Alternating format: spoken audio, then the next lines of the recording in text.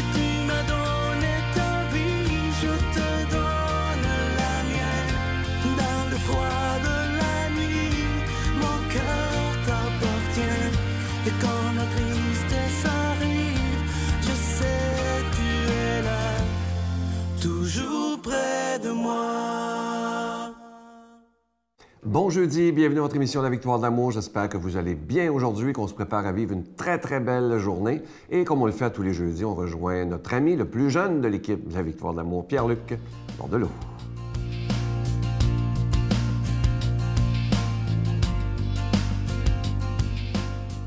Bon matin de Dieu à vous, très heureux de vous retrouver ce matin. Ce matin, vous savez, je parle souvent, puis c'est le sujet de ma chronique, des donneurs de sens. Pour être un bon donneur de sens, il faut savoir aussi nommer les preneurs de sens, mais je dirais les briseurs de sens, ce qui nous a fauché le sens qu'on donnait à notre vie. Mais j'aimerais ça aller plus loin là-dedans et qu'on réfléchisse à quels ont été vos preneurs de sens qui sont devenus des donneurs, que vous avez convertis, on va dire ça comme ça, en donneurs de sens. Parce que vous savez que tout ce qui vous est arrivé comme souffrance, comme difficulté, en tout cas, peut-être pas tout, mais dans la majorité, on fait de vous, on façonné de meilleures personnes et on le souhaite. Un peu comme ce que Nietzsche disait, un philosophe, ce qui ne nous tue pas nous rend plus forts, dans le fond. Est-ce que c'est vrai pour tout? Je ne sais pas, mais en général, on peut très bien se dire ça, puis je pense que vous savez intuitivement ce qu'il en est. Je vous donne des exemples dans ma vie, puis vous verrez un peu, vous, quels ont été vos preneurs qui sont devenus des donneurs. Je vous donne un exemple. Moi, ma mère, quand j'étais plus jeune, j'habitais avec elle, de parents divorcés. Ma mère arrivait difficilement, en tout cas, je dirais, à joindre les deux bouts là, à la fin du mois. Et ce qui fait qu'on déménageait souvent. On n'avait pas les moyens de payer là où on était et on déménageait beaucoup. J'avais calculé à un moment donné, là, primaire ou secondaire, là, je dirais, dans ma vie d'enfant, c'est-à-dire avant 18 ans, j'ai déménagé 14 fois. Je ne sais pas si vous avez déménagé autant, ça se peut très bien que je m'adresse à des gens qui ont eu ça. Là, c'est très déstabilisant. C'est incroyable. Tu ne souhaites pas ça à un enfant. Moi, aujourd'hui, mes enfants, je veux qu'ils restent à la limite dans leur maison toute leur vie. Puis je m'adresse à des gens qui ont passé 32 ans dans leur vie au même endroit. Bien, pas moi. Et là, je vous dis ça, puis mon Dieu, c'est vrai que ça a fragilisé la personne que je suis. Mais à chaque fois, j'ai dû m'adapter de façon incroyable à mon milieu. J'ai dû rentrer en contact avec des nouvelles personnes, nouvelle école, nouveaux collègues, nouvel élève, peu importe qui. Là. Et aujourd'hui, je peux dire que je suis capable de m'adapter à un milieu. Je suis capable de rentrer en contact avec presque n'importe qui. Ça a façonné la personne que je suis aujourd'hui. Et je ne suis pas gêné. Je n'ai jamais été gêné. En tout cas, je l'ai peut-être été quand j'étais plus jeune. Mais vous savez que ça a façonné la capacité que j'ai à m'adapter à un milieu.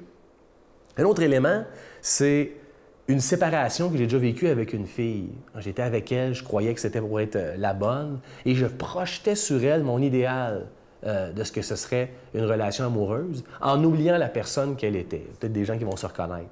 Ça m'a fait mal réaliser ça. Ça a été une séparation. Mais aujourd'hui, je donne encore plus de sens à ma relation amoureuse actuelle, à ce que je vis avec ma femme, puisque je la laisse, en tout cas, j'essaie le plus possible de la laisser être ce qu'elle est.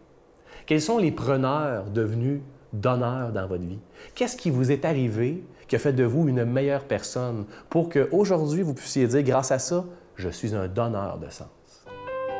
Notre Père qui es aux cieux, que ton nom soit sanctifié, que ton règne vienne, que ta volonté soit faite sur la terre comme au ciel. Donne-nous aujourd'hui notre pain de ce jour. Pardonne-nous nos offenses comme nous pardonnons à ceux qui nous ont offensés. Ne nous laisse pas entrer en tentation, mais délivre-nous du mal, car c'est à toi qu'appartient le règne, la puissance et la gloire, pour les siècles des siècles. Amen. La Victoire de l'amour vous invite à sa retraite spirituelle dans le centre du Québec les 6, 7 et 8 octobre 2017 sous le thème « Découvrir Dieu comme un Père ». Venez vivre des moments de ressourcement inoubliables en compagnie de Sœur Angèle, l'abbé Stéphane Roy, Pierre Faubert, psychologue, le docteur Gaëtan Brouillard, Brigitte Bédard, Sylvain Charon, Miguel Padilla et la présence exceptionnelle de Franck Nicolas, conférencier reconnu mondialement, à l'hôtel et suite Le Dauphin à Drummondville. Réservé au 514-523-4433 ou sans frais au 1-888-811-92-91. Venez découvrir comment Dieu, notre Père, nous aime sans jamais nous juger. Je prends quelques instants pour solliciter votre aide pour le ministère de la Victoire de l'amour. Je vous en parle depuis quelques semaines. Pour le mois de juillet, étant donné que le mois de juin était assez difficile au niveau des dons, ce mois-ci, on a pris une décision qui est risquée, mais je le fais dans la foi. Je sais que Dieu nous a toujours protégés. Il n'y aura pas de cadeau au mois de juillet, parce que le plus beau des cadeaux, c'est de faire que cette émission puisse être diffusée 7 jours par semaine sur le réseau TVA depuis plus de 22 ans. Ça tient du miracle. Vous savez qu'on n'a aucune subvention. On doit payer pour être à la télévision, que ce soit la production, la diffusion. Mais ce qui est beau, c'est que des milliers de personnes ont décidé de dire on va se donner la main ensemble, on la veut, cette émission, donc on va faire un geste à tous les mois. Alors merci de tout cœur de faire un geste tout à fait spécial en ce mois de juillet afin qu'on puisse recommencer à l'automne et parce que, comme je vous dis, juin a été très, très difficile.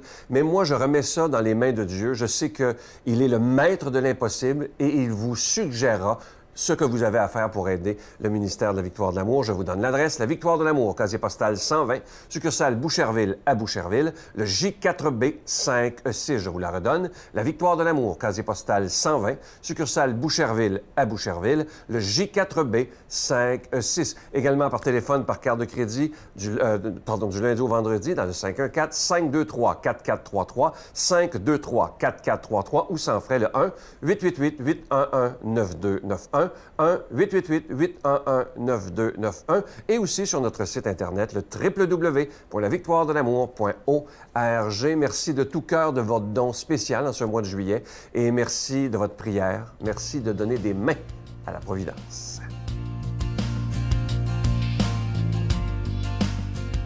Mon Dieu, donnez-moi la sérénité d'accepter les choses que je ne peux changer, le courage de changer les choses que je peux et la sagesse d'en connaître la différence. Amen. Aujourd'hui, la parole de Dieu est proclamée par quelqu'un qu'on apprécie beaucoup pour sa grande profondeur, l'abbé Éloi Gillard.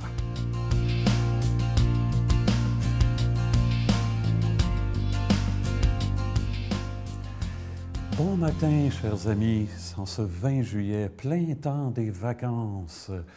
J'espère que c'est un temps qui vous est très favorable, c'est un temps qui vous permet de vous refaire intérieurement. On en a tous de besoin, bien sûr. Alors aujourd'hui, le Seigneur va nous livrer un petit secret. Si tu veux vraiment te refaire, vis en intimité avec moi. Ta vie va changer. Alors, c'est l'Évangile selon Matthieu.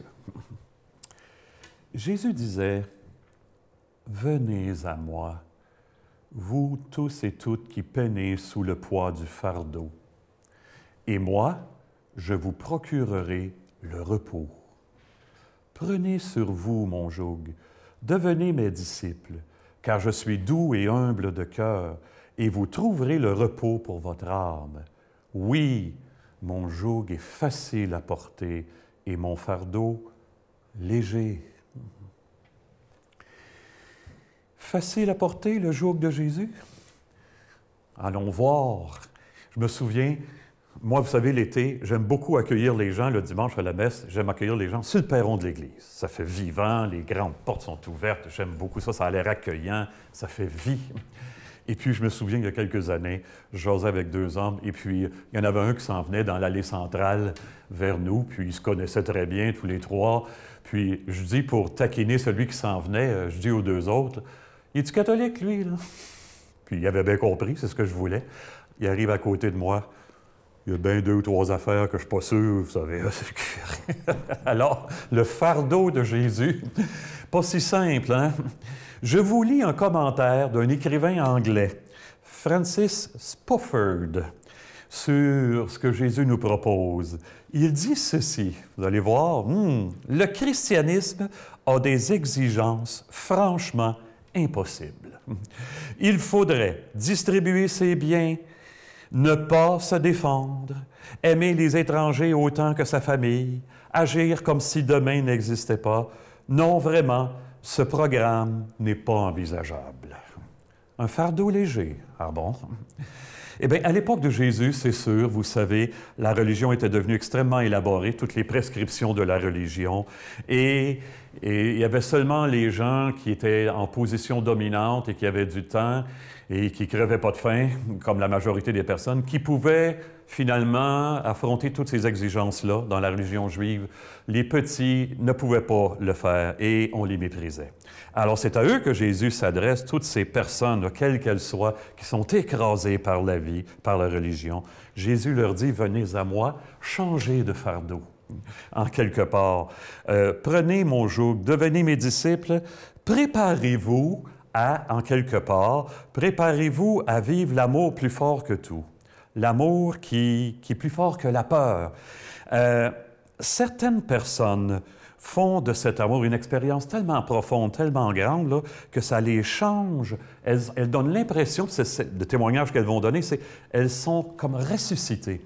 Elles comprennent du dedans, et c'est là que le fardeau devient léger. Ces personnes-là comprennent que dans notre vie de tous les jours, on va de la vie à la mort. Bien, dans la vie spirituelle, avec Jésus, on va de la mort à la vie. Quelle espérance! Qu'en pensez-vous? L'espérance, c'est sans doute le plus grand défi qui est posé à l'humanité aujourd'hui. Quand je regarde la situation du monde, moi, il me semble que c'est vrai. Dieu, c'est un amour. Quand on le vit, ça donne un horizon d'espoir illimité. Quelle source d'espérance pour nous, les chrétiens? Parce que si on traverse des épreuves comme tout le monde, on sait qu'on va intérieurement vers un amour qui aura le dernier mot. Je vous donne 2 exemples de personnes comme ça. Un premier, c'est Jean Vanier. Peut-être que j'ai déjà donné cet exemple-là, mais c'est bon de le rappeler, c'est tellement frappant. L'espérance d'un homme avec des paroles qui pourtant ont l'air presque impossibles à pratiquer.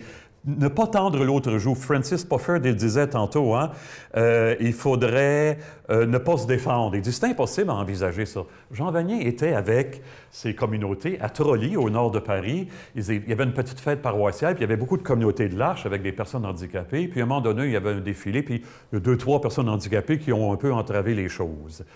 Et là, il y a un paroissien du village qui en avait assez. Il est allé voir Jean et il a piqué une colère. Il était d'une violence devant tout le monde. Jean raconte, « Je me suis entendu dire, « Tu peux me frapper si tu veux. » Et le bonhomme a pris son élan et part en pleine figure. Jean a été secoué. Il s'est repris un peu ses esprits. « Tu peux me frapper encore si tu veux. » Le bonhomme a pris son élan, il l'a effleuré. Il s'est mis à pleurer. Jean l'a amené à l'écart et lui a parlé. Trop lourd à porter l'exigence d'aimer. Jean avait très bien compris que derrière, par exemple, une violence comme celle-là, il y a toujours une tristesse. Et donc, l'amour a eu le dernier mot cette fois-là encore, de manière tout à fait inattendue. On va prier pour que l'amour trouve des manières de s'insinuer dans notre vie comme ça, pour qu'il crée des nouvelles possibilités de vie en nous et autour de nous, l'amour qui est Père, Fils et Esprit Saint. Amen. Et bonne vie, bonne journée tout le monde. Je vous salue Marie, pleine de grâce. Le Seigneur est avec vous. Vous êtes bénie entre toutes les femmes, et Jésus, le fruit de vos entrailles, est béni. Sainte Marie, Mère de Dieu, priez pour nous pauvres pécheurs, maintenant et à l'heure de notre mort. Amen.